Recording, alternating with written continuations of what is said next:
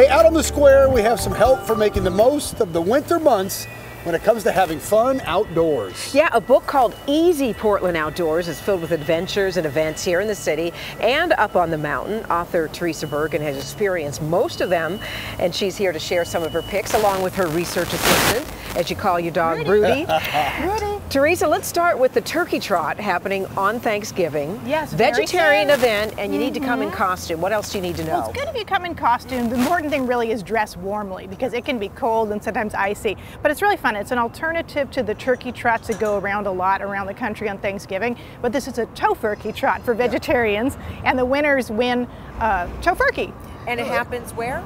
At Oaks Park is the starting point, and you can bring your well-behaved dog like Rudy on a leash. Yeah, we just heard some of Matt's forecasts, cooling down a little bit, but still a lot of chances to get outside. You can get involved with the Audubon Society, right, and help count the birds. That's right. The Christmas bird count happens every year. Yeah. And they need volunteers on December 31st for that. How difficult is it, and an age limit, kids appropriate, or? I believe kids can come, but you better check with them to get the exact age cutoff. And not hard work. You probably go out with the clipboard and just spend the afternoon? Yeah. You need to be able to count. Yeah.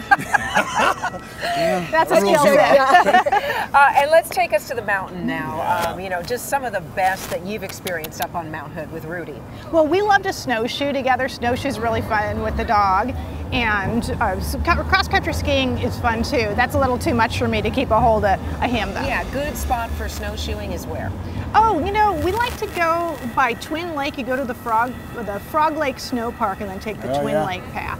And if you don't know what you're doing, Next Adventure is really excellent, and PCC also for having group excursions where they'll give you some tips and even rent you the equipment. Yeah, so much fun. We like to get the thermos of hot chocolate and go out and see the Christmas lights too. But you put a spin on that of doing it from the air, right? Tell us about that. Oh, that's right. Yeah. There's this great flight seeing outfit in town called Envy Adventures. Do you know them? Yeah. Yeah, and so they'll take people out to do some aerial Christmas light viewing in December. Rudy, he's really looking around here. Is it spendy? It can be a little bit, but if you divide it 3 ways, it's a 4-seat plane, but you'll probably want to keep one of those seats for the pilot. Yeah, that'd be a good idea. And you know, we can't forget about our beautiful gardens here in Portland. They're open year-round. Oh, we're so lucky. And 2 of my favorites for winter viewing are the Japanese garden and the Chinese garden. Yeah. And tea houses, so when you get cold, you can get inside and warm up.